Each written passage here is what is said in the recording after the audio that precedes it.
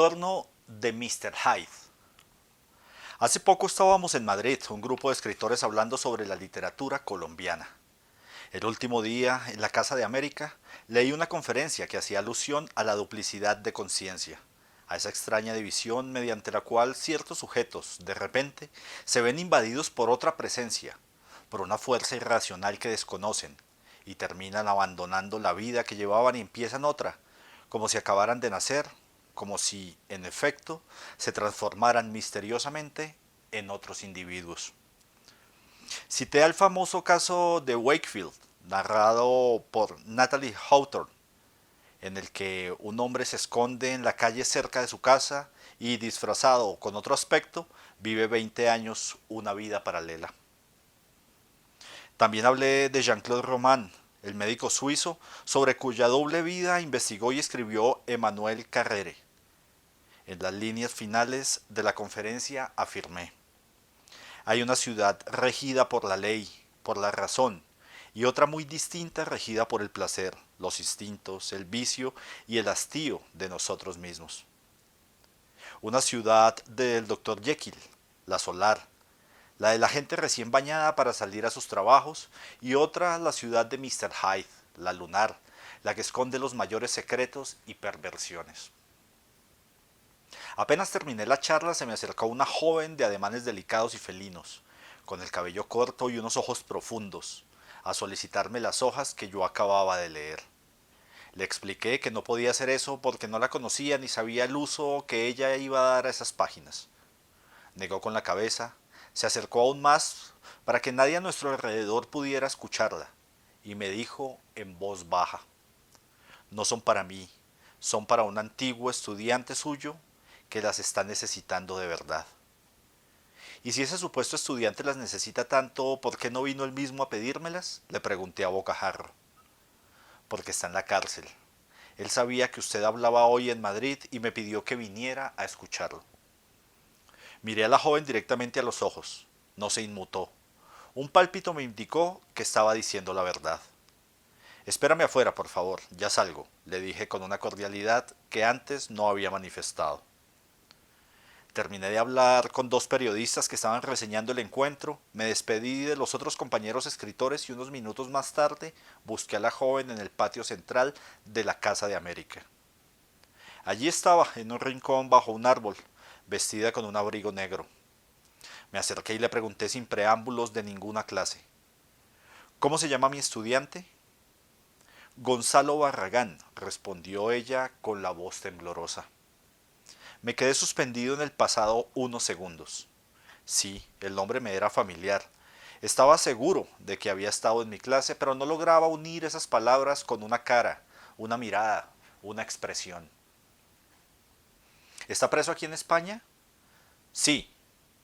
¿Qué fue lo que hizo? Estranguló a su novia. Saqué el texto, escribí una breve dedicatoria para él y se lo entregué a la chica. En la última página anoté con rapidez mi correo electrónico. Dígale que si le dan permiso en la cárcel me escriba al correo electrónico, le dije a manera de despedida. Muchas gracias. Él se acuerda mucho de sus clases.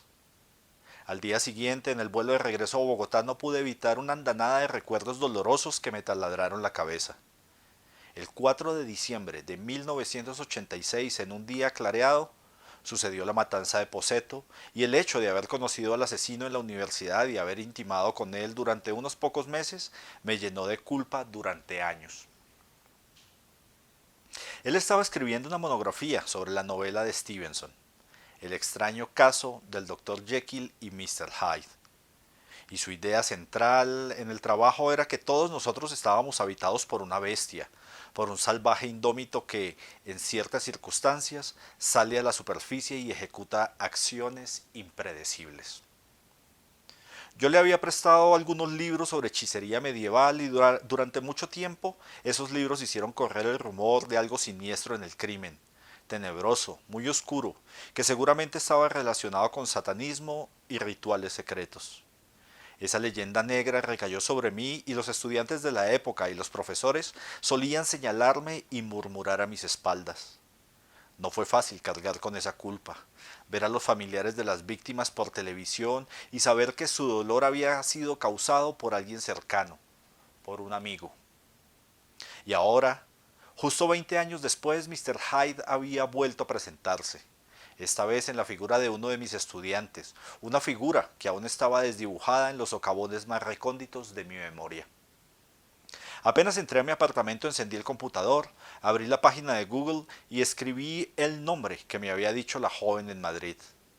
En efecto, aparecieron varias conexiones en diarios y revistas. Elegí primero la noticia de El País. No había fotos. Hablaba de cómo Gonzalo se había presentado en una comisaría de policía y había dicho: acabo de matar a mi novia.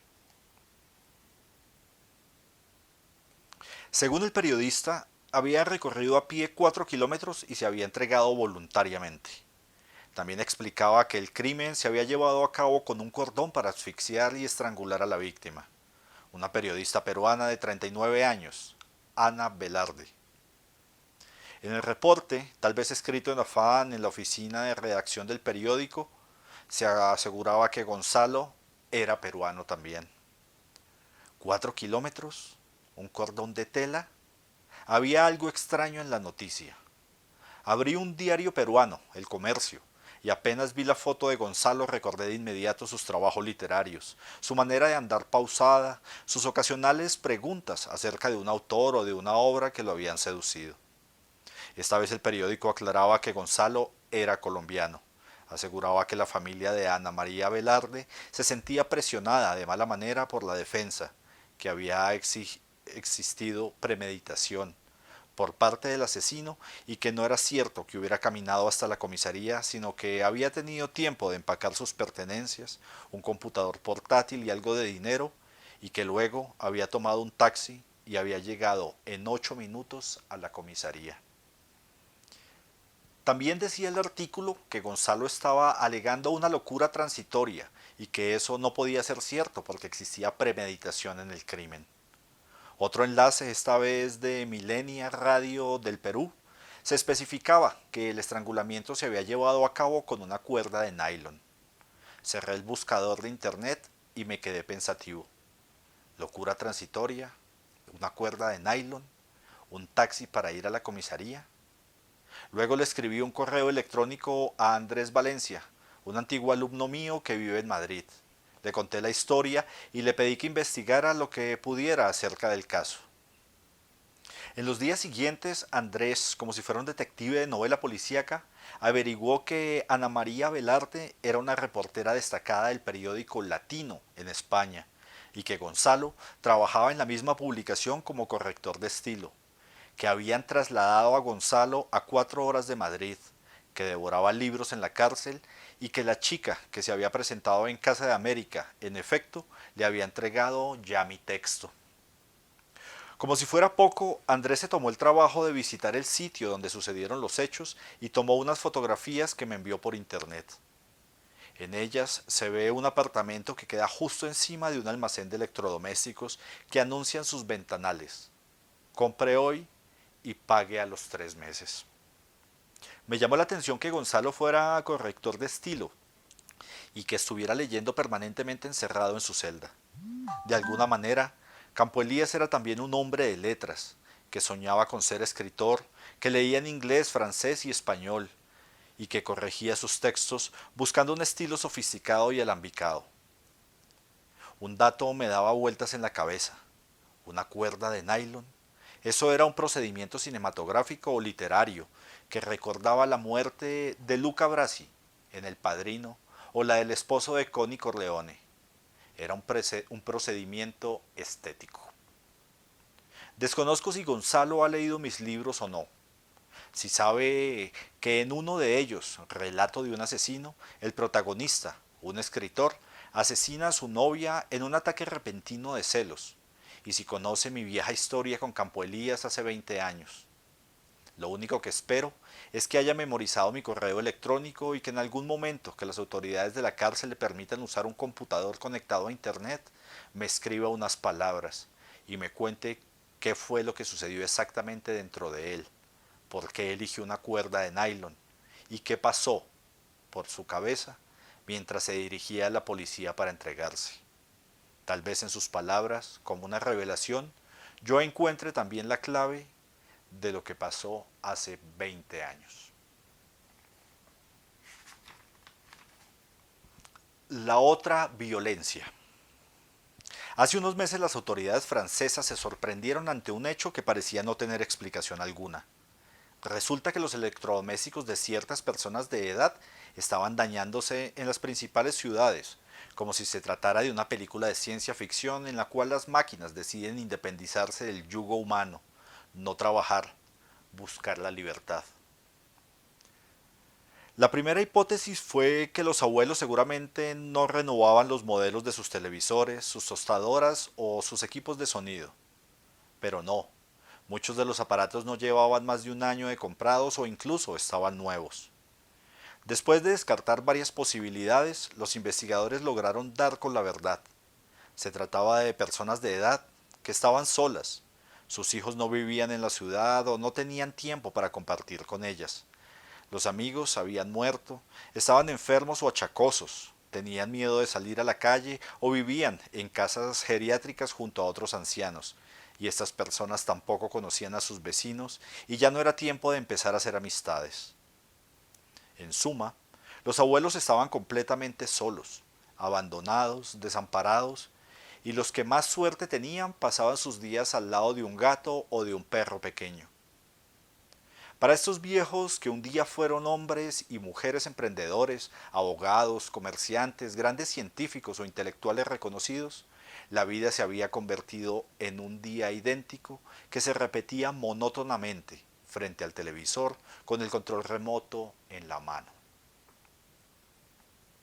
Veían el mundo desde la misma ventana hacía 10 o 15 años. Sintonizaban la radio de vez en cuando, sacaban a pasear el perro 20 minutos o media hora al parque y solo escuchaban su propia voz cuando iban a comprar los víveres y preguntaban los precios o saludaban al cajero de turno. En invierno, las cosas se ponían peores.